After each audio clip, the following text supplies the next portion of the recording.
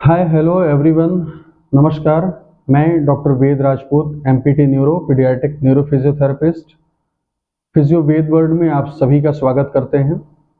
जैसा कि हमने पिछली बार आपको सेरेब्रल पाल्सी के विषय में बताया था, आज हम बात करेंगे सेरेब्रल पाल्सी क्यों होती है।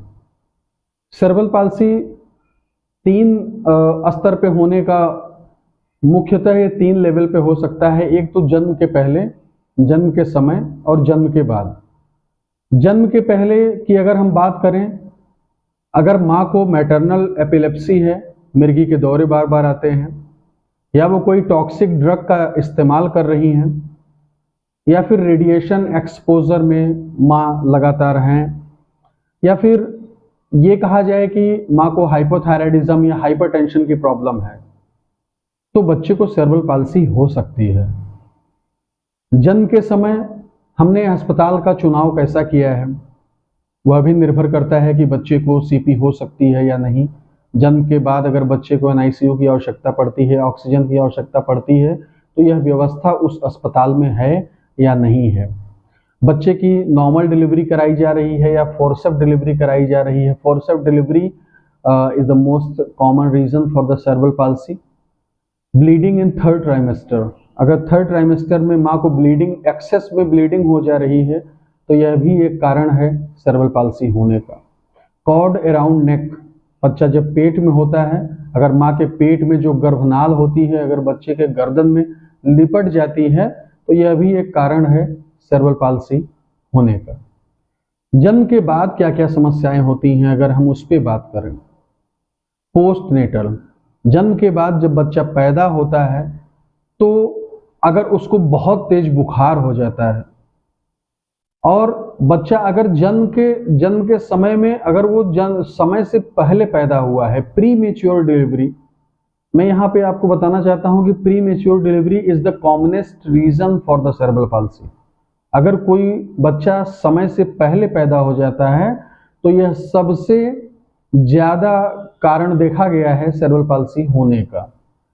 और अगर बच्चा जन्म हुआ है बच्चे का, और अगर उसको हाइपॉक्सिया हुआ है, ऑक्सीजन उतना नहीं मिल पा रहा है मस्तिष्क को, ब्रेन को जितना मिलना चाहिए, तो यह भी एक कारण होता है सेरेब्रल पाल्सी का। तेज बुखार, मेनिंजाइटिस, इंसेफ्लाइटिस, ज्वाइंटिस, ये सारे कारण होते हैं सेरेब्रल पाल्सी होने के। तो हमें इन सब चीज़ों का देख रेख में, और जब भी बच्चे का जन्म होना हो, इन सब चीज़ों को देखना है, अस्पताल का सही चुनाव करना है।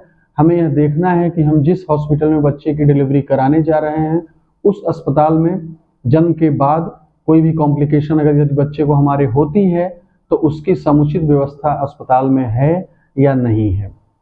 और अगर बच्चे को जन्म के बाद तेज बुखार, पीलिया, मेनिंजाइटिस, इंसेफ्लाइटिस या सांस लेने में तकलीफ हो रही है, तो इन सब चीज़ों की व्यवस्था अस्पताल कर पाएगा या नहीं कर पाएगा, क्योंकि यही सब कारण होते हैं बच्चे को सेरेब्रल पाल्सी होने का। बच्चा अगर देर से रोया है, तो भी यह एक कारण हो सकता है बच्चे को सेरेब्रल पाल्सी होने का। तो सेरेब्रल पाल्सी होने के क्या क्या कारण हो सकते हैं, ये हमने बताया आपको अपने इस वीडियो में। जन्म के पहले माँ को क्या दिक्कत होती है, जन्म के समय हमें क्या देखना है, और जन्म के बाद क्या देखना है। ये सारी चीज़ें हमें बहुत ध्यानपूर्वक देखनी है जब भी हमारे घर में किसी की डिलीवरी होने वाली हो। अगर यदि हम इन सब चीज़ों पे नियंत्रण रखें या सोच समझ के साथ डिलीवरी कराएं सावधानी पूर्वक, तो हम आने वाले बच्चे को सेरेब्रल पाल्सी जैसी गंभीर समस्या से बचा सकते हैं। आपके जो भी प्रश्न हो सेरेब्रल पाल्सी से संबंधित, आप हमारे चैनल पे पूछ सकते हैं। उसका 100% निवारण हमारे एक्सपर्ट के द्वारा आपको किया जाएगा। और यदि आपके पास या जान पहचान में किसी भी बच्चे को सेरेब्रल पाल्सी की समस्या है, उठने बैठने, खड़े होने, गर्दन संभालने या हाथों के क्रियाकलाप में कोई समस्या है उसको, तो हमारा centre Ved physiotherapy advance rehabilitation and research centre cerebral palsy बच्चों के प्रति समर्पित संस्था है।